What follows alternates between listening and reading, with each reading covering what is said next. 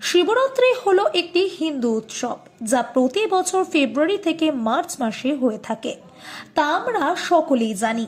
কিন্তু এই বছরের শিবরাত্রি অন্যান্য বছরের থেকে একটু আলাদা ছিল, কারণ এই বছরের শিবরাত্রি শুধু শিবরাত্রি ছিল না, ছিল মহাশিবরাত্রি। মহাকুম্ভের তিথি যেদিন শেষ হচ্ছিল সেই দিনই পড়েছিল এই মহাশিবরাত্রি। আর এই দিনই আমরা অনেকেই শিবের মাথায় জল দিয়েছি, কিন্তু এমন অভিনবভাবে আমরা কেউই শিবের মাথায় জল ঢালিনি। জনপ্রিয় মুভি পিকেতে বলা হয়েছিল আমরা লিটার লিটার দুধ শিবের মাথায় ঢেলে নষ্ট করি, কিন্তু সেই মন্দিরের বাইরে থাকা গরিবদের সেই দুধ দিয়ে সাহায্য করি না।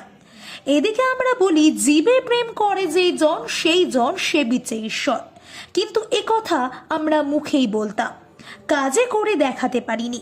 কিন্তু এই বছরের শিবরাত্রির পর থেকে আমরা গর্ব করে বলতে পারি, প্রবাদ বাক্যগুলি আমরা শুধু মুখেই বলি না, কাজেও করে দেখাই। রিকালেক্টের পক্ষ থেকে আমরা এই অভিনব ভাবনাকে কুর্নিশ জানাই।